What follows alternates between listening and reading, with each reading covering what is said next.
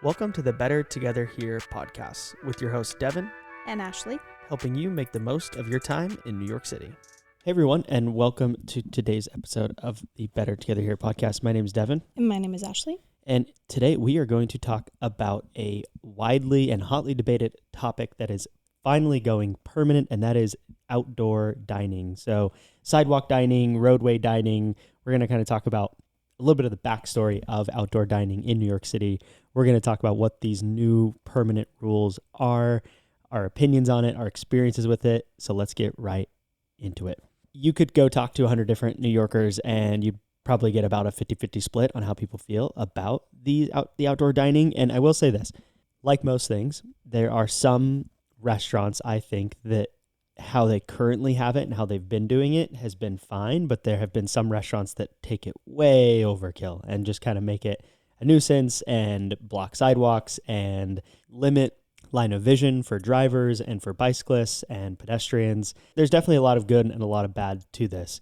It is important to know, though, that outdoor dining has been around for quite a while in New York City generally. Prior to 1929, so we're going almost 100 years ago, outdoor seating for restaurants wasn't technically legal, although it did exist and it dates back all the way to the mid-19th century. You know, restaurants putting up just some chairs outside wherever they had space, sometimes having live music go along with it, mostly in summer months, those types of things.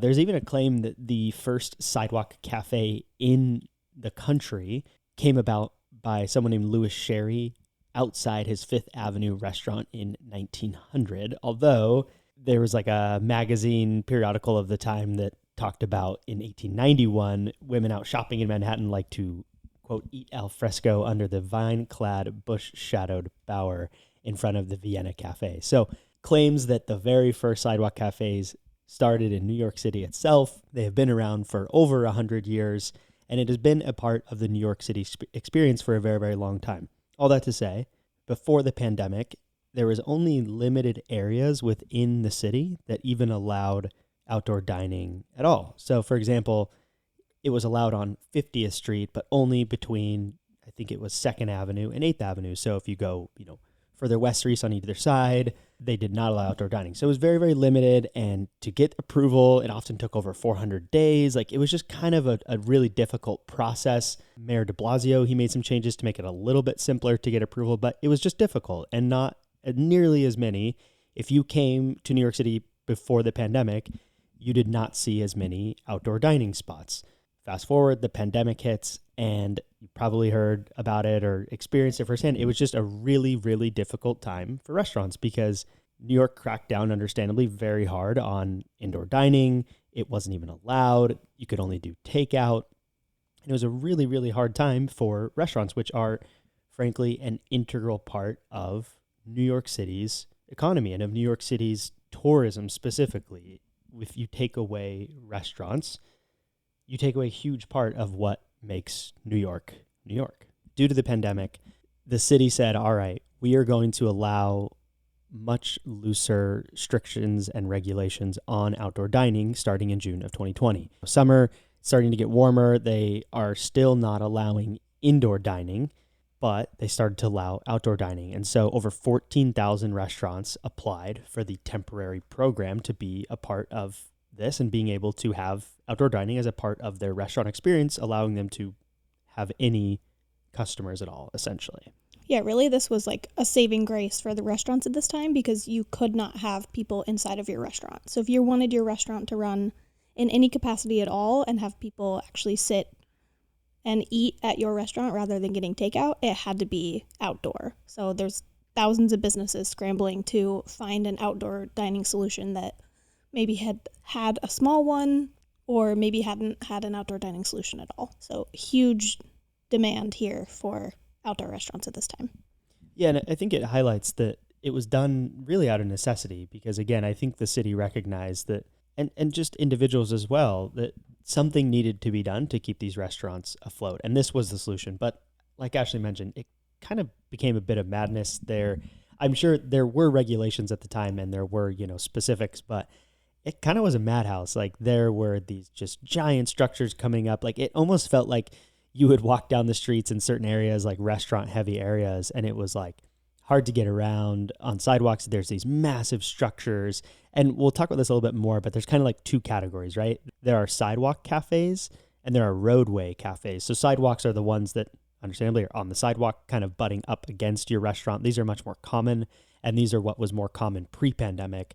But the roadway cafes was saying, hey, on the actual street itself, we're going to take up some of the driving space, some of the road space with outdoor dining, with these sheds, and they kind of got a little crazy. Like there was just some really, really weird outdoor dining setups that came about in this time. And what I will say, as a pedestrian, if you guys have listened to our Sidewalk Rules podcast, we obviously have a lot of opinions about, as most New Yorkers do, we have a lot of opinions about walking around on sidewalks. So there were times when we first lived here where you'd be walking around your normal path on the sidewalk, and the very next day there would be a sidewalk cafe that was put in the middle of your walking path, and there's usually scaffolding on a lot of sidewalks as well. So what went from a 10 or 12 foot sidewalk became 2 feet of walking space. So that's part of why it became kind of a nuisance in a way, because it wasn't regulated and you would just completely lose all of your walking space in one day. And at the time, it wasn't as bad because the city just was less busy. We were still in the pandemic.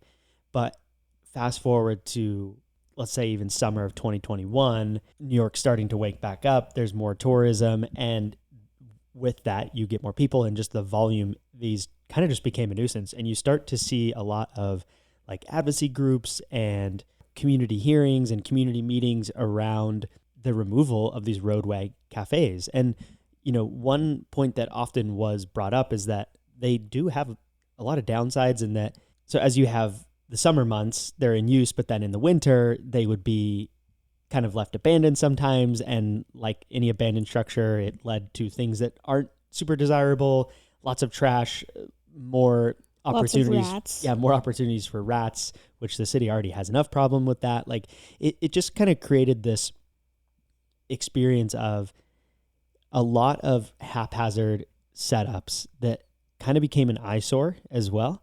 And really just, again, like I said, some of the restaurants did it well, but others, they just didn't, I don't know. Some of them just looked like shacks in the middle of the road. Like not built well, not like don't match the colors of the rest of the city. Just honestly, just don't look great. And again, it's hard because, you know, we have empathy for the restaurants at the time where it's like they just were trying to make ends meet. And I don't know, I think that's the delicate balance that the city has run with this program ever since the pandemic started. There has been pushback. In summer of 2023, Eric Adams signed the outdoor dining bill, making the sidewalk and roadway cafe expansion permanent. So from June of 2020 to when that bill was signed, it had been in a temporary state. Like many things COVID related, it's like, all right, we just need to pass these, make them happen. We'll figure it out in the long run. They figured it out, and the lead out to the rollout to start in March of 2024 this year. And it will be the nation's largest outdoor dining program.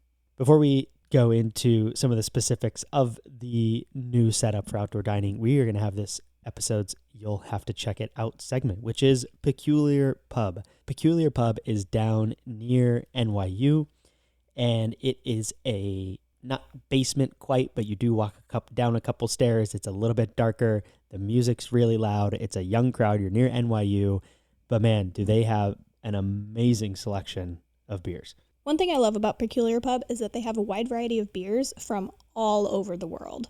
You could get a beer from Belgium, you could get a beer from New Zealand, you could get a beer from South America. Like they have beers from everywhere, and they have it organized really well, where if you want to try a beer from a place where you've never had a beer before, the bartender can guide you in that direction. And another kind of cool program that they have is it's almost like a rewards program, but they have like a sheet basically, and like a stamp card. Yeah, like a stamp card, and they have categories where it's like try a beer from X region, or try a IPA, or try this type of beer.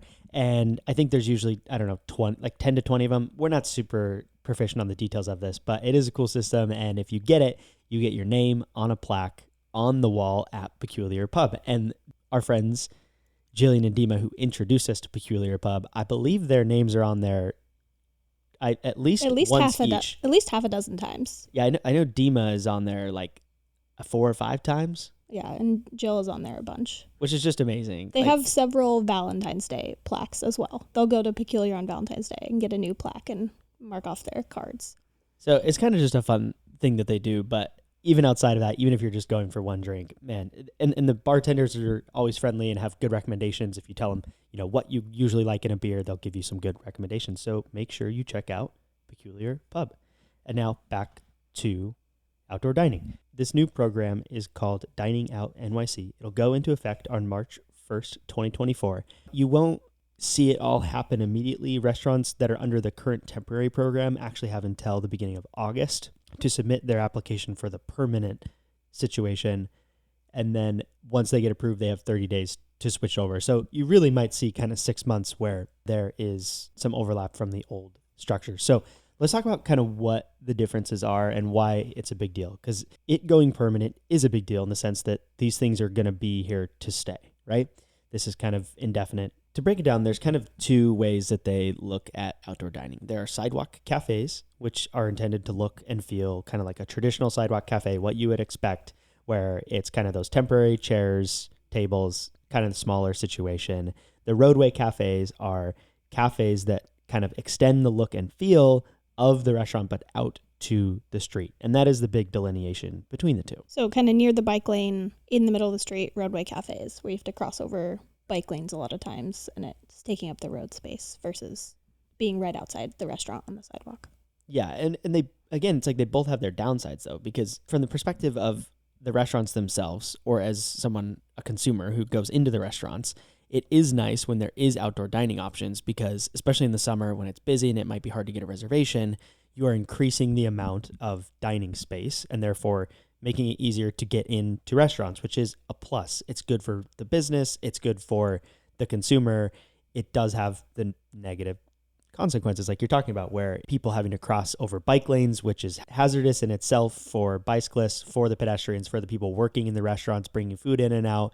It just can be a bit chaotic. Yeah, it's pretty much only a benefit for the restaurants themselves and the people that want to eat at that specific restaurant, and unfortunately kind of a nuisance for everybody else.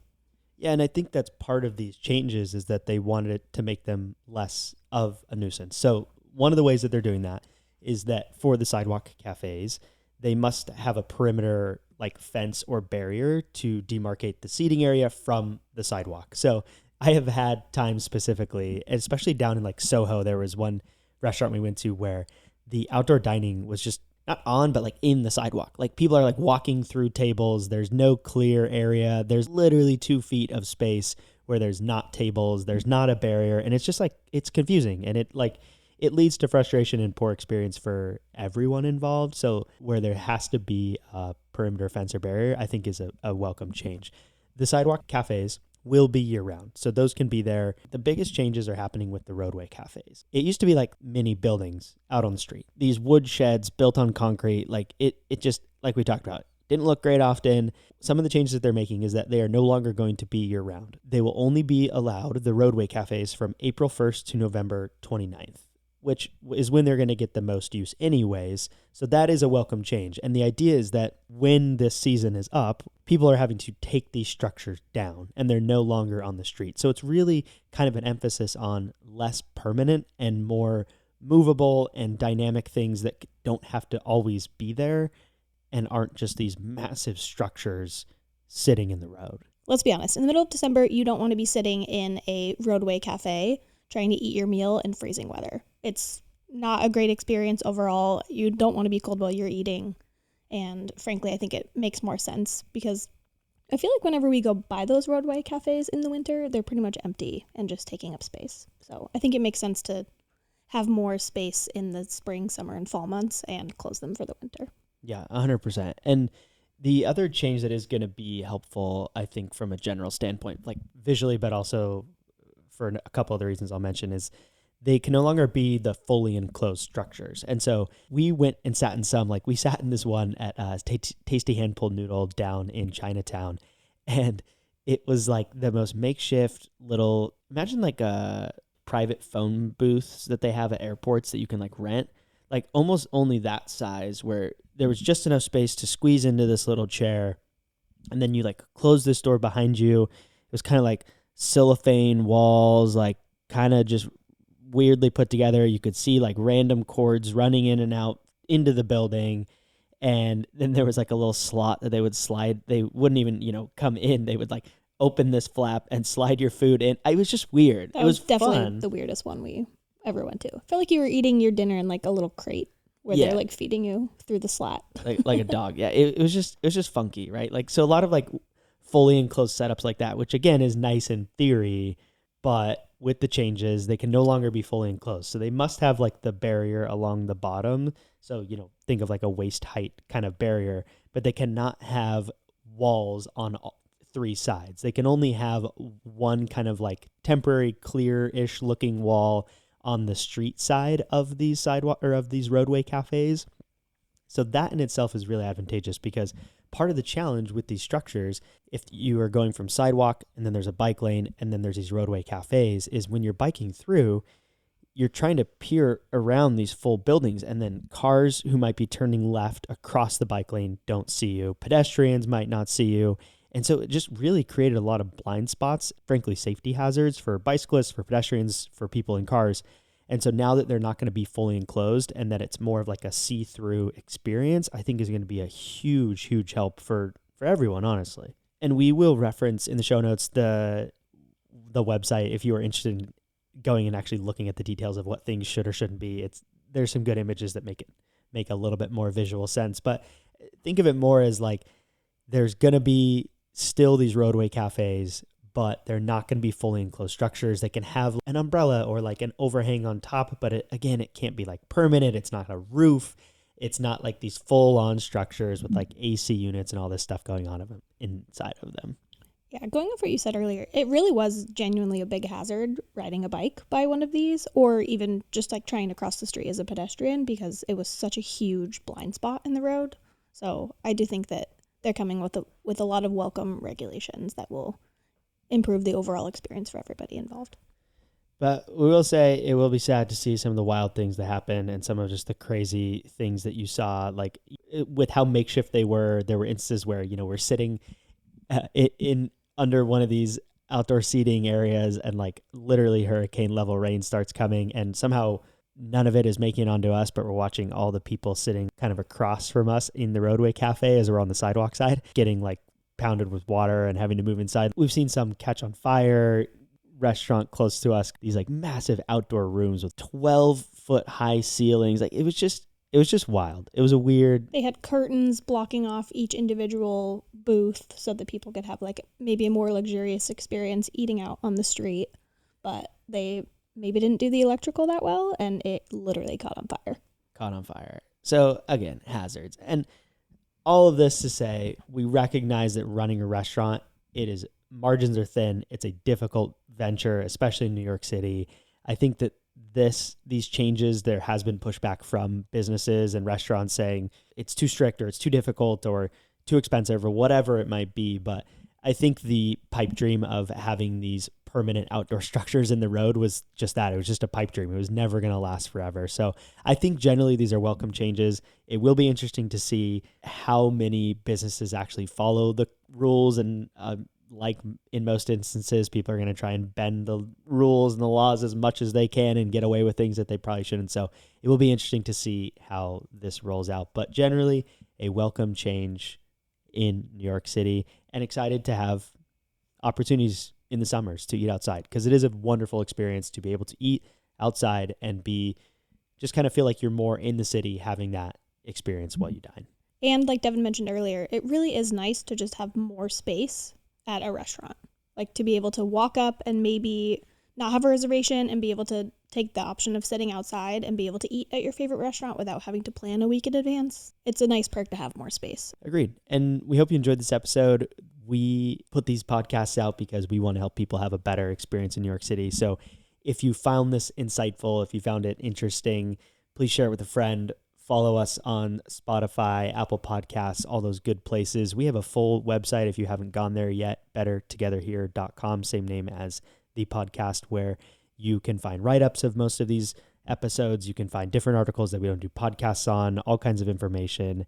And other than that, we'll catch you on the next episode.